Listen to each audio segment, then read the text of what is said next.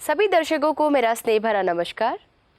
क्या आपने कभी सोचा है कि यदि एक लोहे की छड़ को धरती के अंदर गाड़ दिया जाए और उसको कुछ समय के बाद बाहर निकालें तो उसके व्यवहार में क्या अंतर होगा?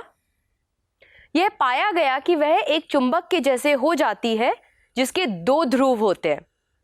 परंतु ऐसा कैसे हुआ? अनुसंधान द्वारा यह पाया गया कि पृथ्वी का अपना एक चुंबकीय क्षेत्र होता है जिसे भूचुंबकत्व कहते हैं और यही कारण है कि लौह की छड़ चुंबकीय व्यवहार करती है।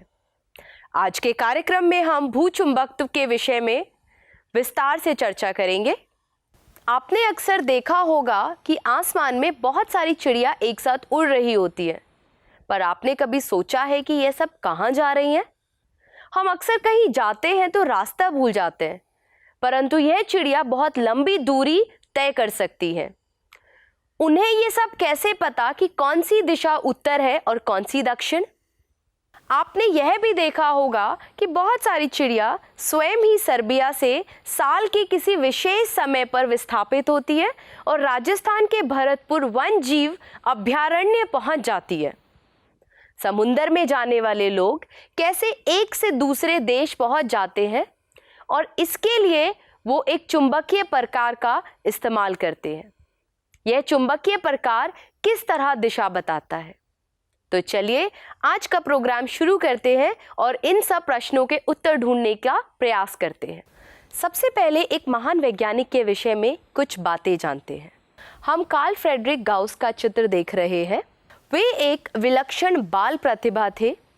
गणित, भौतिकी, अभियांत्रिकी, खगोल शास्त्र और यहाँ तक कि भू सर्वेक्षण में भी उनको प्रकृति की अनुपम देन थी।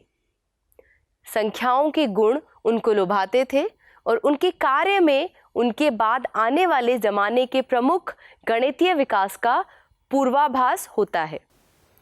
इनके बारे में इतना जानने के पश्चात अब आगे बढ़ते हैं और देखते हैं कि गाउस के नियम को चुंबक में भी लागू किया जा सकता है। स्थिर वैद्युत के लिए गाउस के नियम का अध्ययन हम पहले ही कर चुके हैं। चित्र में भी आप यह देख रहे हैं कि एक द्वारा अंकित बंद गाउसीय सतह से क्षेत्र रेखाओं की जितनी संख्या बाहर जा रही है उतनी ही संख्या इसके अंदर भी प्रवेश कर रही है। इस बात की इस तथ्य से संगति बैठती है कि सतह द्वारा परिवेष्टित कुल आवेश का परिमाण कितना होना चाहिए? यह परिणाम 0 होना चाहिए। किंतु इस चित्र में बंद सतह 2 जो हम यहाँ पर देख रहे हैं वो किसी धनावेश को घेरती है। इसके लिए परिणामी निर्गत फ्लक्स होता है, परंतु यह स्थिति उस चुंबकीय क्षेत्र के लिए पूर्णतः भिन्न है जो संतत है और बंद लूप बनाते हैं। इन दोनों चित्रों को ध्यान से देखने पर हम यह पाएंगे कि सतह में बाहर आने वाली बल रेखाओं की संख्या इसके अंदर प्रवेश करने वाली संख्या के ही बराबर है। दोनों ही सतहों के लिए कुल चुंबकीय फ्लक्स 0 है और यह बात किसी भी बंद सतह के लिए भी सत्य है। आइए अब हम इसमें कुल फ्लक्स का मान ज्ञात करते हैं। किसी बंद सतह S का एक छोटा सदिश क्षेत्रफल अवयव डेल्टा S लेते हैं। जैसा कि आप यहाँ देख सकते हैं, डेल्टा S से गुजरने वाला चुंबकीय फ्लक्स, हम सिर्फ इस डेल्टा S की बात कर रहे हैं, तो चुंबकीय फ्लक्स डेल्टा फाई B होगा और इसका मान किसके बराबर होगा? B dot delta S। यहाँ B डेल्टा S पर चुंबकीय क्षेत्र है। हम S को कई छोटे छोटे अवयवों में बांट लेंगे और उनमें से प्रत्येक से गुजरने वाले फ्लक्सों का मान अलग अलग निकालेंगे, तो तब कुल फ्लक्स का मान कितना होगा? तो कुल फ्लक्स का मान होगा सभी का योग डेल्टा फाई बराबर सभी का योग डेल्टा फाई के स्थान पर हम लिखेंगे अदिश गुणनफल B और डेल्टा S का, और यह किसके बराबर है? 0 के बराबर है। क्या हमारे दर्शक ये सोच सकते हैं कि यहाँ सभी या ऑल शब्द से क्या अभिप्राय है? सभी का अर्थ है सभी क्षेत्रफल अव्यय डेल्टा एस। इसकी तुलना वैद्युत स्थितिकी के गाउस के नियम से कर सकते हैं। यहाँ एक बंद सतह से गुजरने वाला वैद्युत फ्लक्स का मान कितना होता था? यहाँ E और डेल्टा एस का अदिश गुणनफल बराबर क्यू एनक्लोज्ड बटा एप्सिलॉन नॉट। यहाँ Q बंद सतह द्वारा परिबद्ध आवेश है। तो इस प्रकार हम गाउस के नियम को चुंबकत्व में इस प्रकार परिभाषित कर सकते हैं। तो हम इसको परिभाषित करते हैं। अब इसकी परिभाषा इस प्रकार है, किसी भी बंद सतह से गुजरने वाला कुल चुंबकीय फ्लक्स हमेशा शून्य होता है। कार्यक्रम में आगे बढ़ते हैं और अब हम भूचुंबकत्व के विषय में विस्तार से चर्चा करेंगे। हमने पृथ्वी के चुंबकीय क्षेत्र का जिक्र पहले भी किया है। पृथ्वी के चुंबकीय क्षेत्र की तीव्रता इसकी सतह पर भिन्न भिन्न स्थानों पर भिन्न होती है और इसका लगभग मान 10⁻⁵ टेस्ला की कोटि का होता है। परंतु पृथ्वी के चुंबकीय क्षेत्र का कारण क्या है?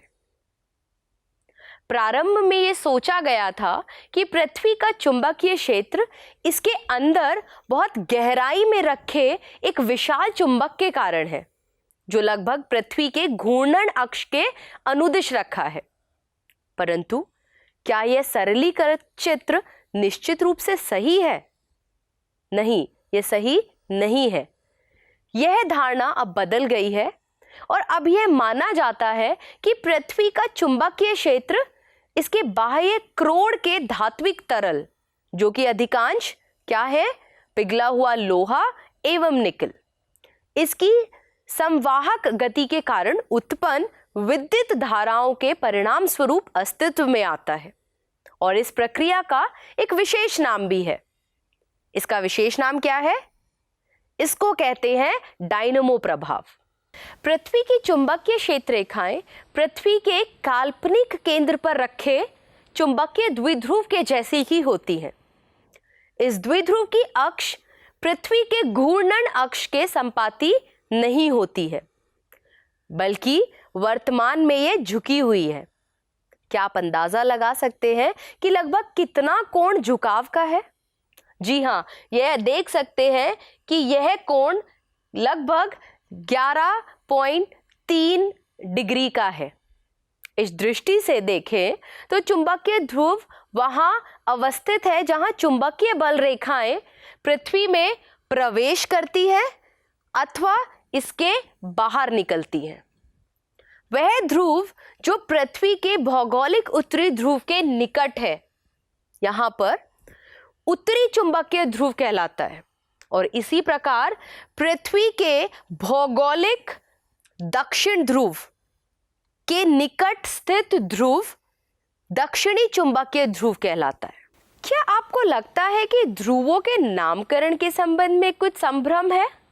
यदि आप पृथ्वी की चुंबकीय क्षेत्र रेखाओं को देखें तो छड़ चुंबक के विपरीत क्षेत्र रेखाएं उत्तरी ध्रुव NM से पृथ्वी के अंदर प्रवेश करती है और दक्षिणी चुंबकीय ध्रुव SM से बाहर निकलती है।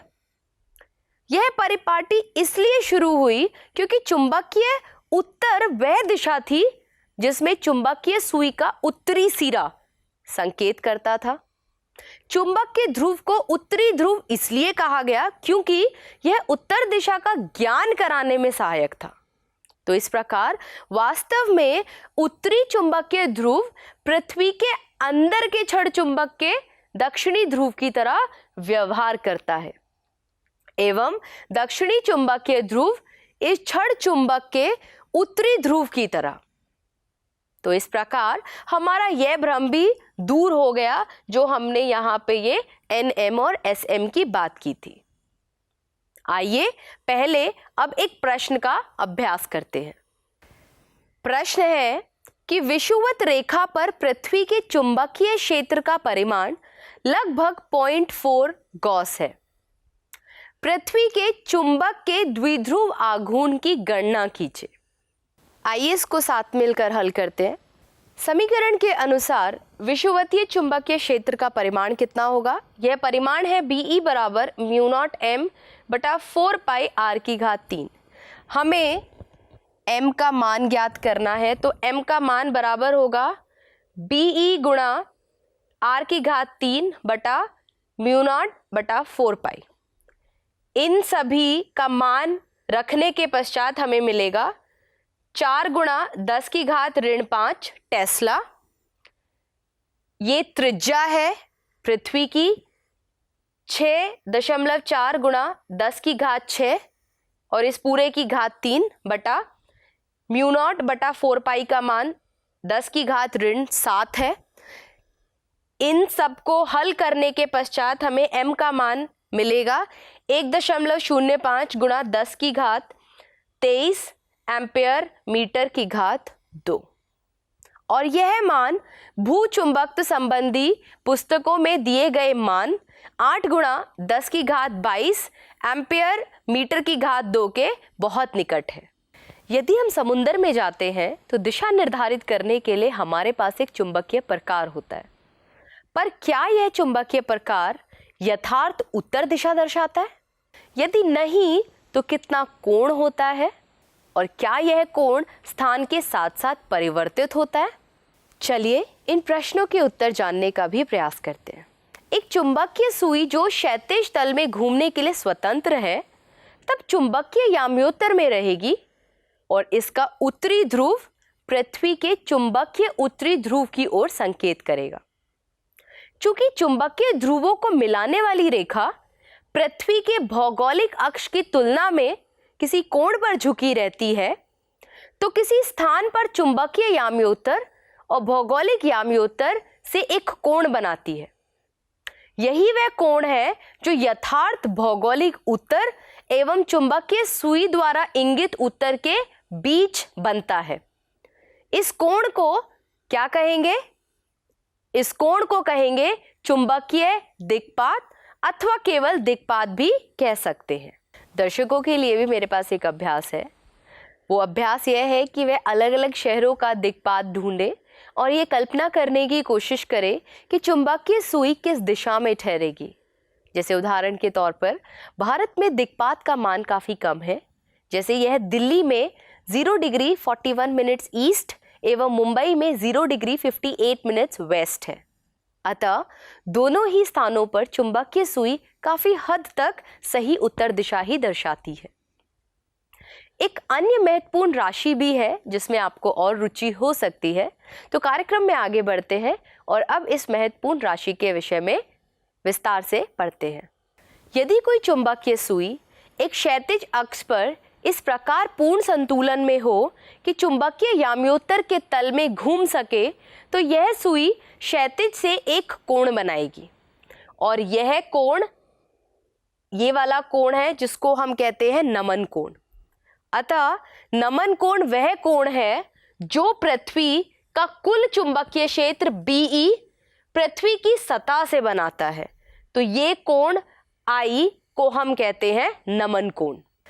इस चित्र में पृथ्वी की सतह के किसी बिंदु P पर चुंबकीय याम्योत्तर तल दर्शाता है। यह तल पृथ्वी से गुजरने वाला एक खंड है। बिंदु P पर कुल चुंबकीय क्षेत्र को हम एक क्षैतिज अवयव HE एवं एक ऊर्ध्वाधर अवयव ZE में वियोजित कर सकते हैं। BE और HE जो कोण बनाते हैं, वह कोण कौन सा कोण है? वह कोण नमन कोण है। इसको हमने I से दर्शाया है। अधिकतर उत्तरी गोलार्ध में नमन वृत्त की सुई का उत्तरी ध्रुव नीचे की ओर झुकता है।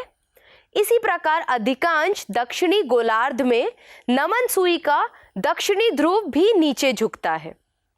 पृथ्वी की सतह पर स्थित किसी बिंदु पर चुंबकीय क्षेत्र को पूरी तरह निर्दिष्ट करने के लिए हमारे पास कुल कितनी राशियां? हमें 3 राशियों का विवरण देना होगा। और ये तीनों राशियां क्या क्या है? ये तीनों राशियां हैं दिक्पात कोण D, नमन कोण I और पृथ्वी के चुंबकीय क्षेत्र का क्षैतिज अवयव HE। और इन्हें हम क्या कहेंगे? तीनों को इन्हें हम कह सकते हैं पृथ्वी के चुंबकीय क्षेत्र के घटक। यहां ऊर्ध्वाधर घटक कितना होगा? यह बराबर होगा BE sin I के बराबर। इसी प्रकार क्षैतिज घटक कितना है? HE, और यह किसके बराबर है? BE cos नमन कोण I। अब हम इन ऊर्ध्वाधर और क्षैतिज घटक का यदि अनुपात लें तो यह अनुपात होगा tan I बराबर ZE बटा HE, ऊर्ध्वाधर घटक और क्षैतिज घटक। दर्शकों के लिए अब एक और अभ्यास है। वे पृथ्वी पर किसी भी स्थान पर कुल चुंबकीय क्षेत्र का परिमाण ज्ञात करें ऊर्ध्वाधर घटक और क्षैतिज घटक के रूप में। इससे पहले कि हम आगे बढ़े, पहले एक और प्रश्न का अभ्यास करते हैं। तो प्रश्न है, किसी स्थान के चुंबकीय याम्योत्तर में पृथ्वी के चुंबकीय क्षेत्र का क्षैतिज अवयव 0.26 गाउस है एवं नमन कोण 60 डिग्री है। इस स्थान पर पृथ्वी का चुंबकीय क्षेत्र क्या होगा? तो आइए इसे साथ मिलकर हल करते हैं। जैसा कि प्रश्न में दिया गया है, क्षैतिज अवयव का मान HE बराबर 0.26 गाउस है। हम ये जानते हैं कि HE बराबर BE cos I और I यहाँ नमन कोण है, तो इस प्रकार यहाँ से cos I बराबर HE बटा BE होगा। हमें ज्ञात करना है BE का मान, तो BE बराबर HE बटा cos और नमन कोण 60 डिग्री है। cos 60 डिग्री का मान रखने पर, जो कि 1/2 है, BE का मान होगा 0.52 गाउस। तो इस प्रकार BE का कुल मान है 0.52 गाउस। आइए अब आगे हम ये जानने का प्रयास करेंगे कि ध्रुवों पर हमारी चुंबकीय सुई को क्या हो जाता है। तो चुंबकीय दिक्सूचक में एक चुंबकीय सुई एक दूरी पर स्वतंत्रता पूर्वक घूम सकती है। जब दिक्सूचक को समतल में रखा जाता है तो इसकी चुंबकीय सुई उस स्थान पर पृथ्वी के चुंबकीय क्षेत्र के क्षैतिज अवयव की दिशा में ठहरती है। पृथ्वी पर कुछ स्थानों पर चुंबकीय खनिजों के भंडार पाए जाते हैं, जिनके कारण दिक्सूचक सुई चुंबकीय याम्योत्तर से हट जाती है। किसी स्थान पर दिक्पात का ज्ञान हमें उस स्थान पर दिक्सूचक सुई के मान में संशोधन का यथार्थ उत्तर दिशा जानने में सहायता करता है। अतः चुंबकीय सुई को ध्रुव पर ले जाने का परिणाम क्या होगा? ध्रुव पर या तो चुंबकीय क्षेत्र रेखाएं ऊर्ध्वाधर अभिसरित होंगी या अपसरित होंगी। इससे क्षैतिज घटक का मान उपेक्षणीय होगा। यदि सुई केवल क्षैतिज तल में ही घूमने के लिए स्वतंत्र होगी तो यह किसी भी दिशा में संकेत कर सकती है और इस कारण दिक्सूचक के रूप में इसका कोई उपयोगिता नहीं रह जाएगी। इस स्थिति में जिस वस्तु की हमें आवश्यकता है वह नमनदर्शी सुई, जो एक दिक्सूचक सुई है, जिसको पृथ्वी के चुंबकीय क्षेत्र से युक्त ऊर्ध्वाधर तल में घूमने के लिए धुरी पर रखा गया है। तब इस दिक्सूचक की सुई एक कोण दर्शाएगी जो चुंबकीय क्षेत्र ऊर्ध्वाधर से बनाता है। चुंबकीय ध्रुवों पर यह सुई सीधा नीचे की ओर इंगित करती है। पृथ्वी तत्वों एवं यौगिकों की विस्मयकारी विभिन्नताओं से भरपूर है। इसके अतिरिक्त हम नए नए मिश्र धातु, यौगिक, यहाँ तक कि तत्व भी संश्लेषित करते जा रहे हैं। अब आप इन सब पदार्थों का चुंबकीय गुणों के आधार पर वर्गीकरण कर सकते हैं। हम ऐसे कुछ पदों की परिभाषा देंगे और उनके बारे में समझेंगे जो इस वर्गीकरण में हमारी सहायता करेंगे। हम दिए गए नमूने का चुंबकन M इस प्रकार से प्राप्त कर सकते हैं। यह किस प्रकार होगा? यह होगा उत्पन्न हुई इकाई आयतन परिणामी चुंबकीय आघूर्ण के रूप में, और यह बराबर होगा m बराबर m नेट बटा v। क्या दर्शक इस समीकरण का मात्रक सोच सकते हैं? या m किस प्रकार की राशि है? क्या यह सदिश है या फिर अनुदिश? जी, यह m एक सदिश राशि है जिसका विमीय सूत्र L की घात ऋण 1 गुणा एम्पियर A एवं मात्रक क्या होगा? एम्पियर मीटर की घात ऋण 1। अब एक लंबी प्रणालिका लेते हैं जिसकी प्रति इकाई लंबाई में स्मॉल n फेरे हो और जिसमें I धारा प्रवाहित हो रही हो। इस परिनालिका के अंदर चुंबकीय क्षेत्र का परिमाण क्या होगा? यह परिमाण होगा B नॉट बराबर म्यू नॉट फेरे n गुणा धारा I। यदि प्रणालिका के अंदर शून्येतर चुंबकन का कोई पदार्थ भरा हो तो यहाँ क्षेत्र B नॉट से अधिक होगा। परिनालिका के अंदर परिणामी क्षेत्र B को हम किस प्रकार लिख सकते हैं? यह लिखा जाएगा B बराबर B नॉट जमा BM। यहाँ BM करोड़ के पदार्थ द्वारा प्रदत्त क्षेत्र है और यह पाया गया है कि यह अतिरिक्त क्षेत्र BM पदार्थ के चुंबकन M के अनुक्रमानुपाती होता है और इसको हम इस प्रकार भी व्यक्त कर सकते हैं BM बराबर म्यू नॉट गुणा चुंबकन M। यहाँ म्यू नॉट वही नियतांक है जो बायट-सैबर्ट लॉ के नियम में भी हम उपयोग कर चुके हैं। अब सुविधा के लिए हम एक अन्य सदिश क्षेत्र H की बात करेंगे जिसे चुंबकीय तीव्रता कहा जाता है और इसको हम इस समीकरण द्वारा भी परिभाषित कर सकते हैं H बराबर B बटा म्यू नॉट घटा चुंबकन M। यहाँ H की विमाएं वही है जो M की है और इसका मात्रक भी एम्पियर मीटर की घात ऋण 1 है। इस प्रकार कुल चुंबकीय क्षेत्र B को अब हम लिख सकते हैं B बराबर म्यू नॉट H जमा M। परिनालिका के अंदर के कुल चुंबकीय क्षेत्र को हमने दो अलग अलग योगदानों के रूप में प्रस्तुत किया।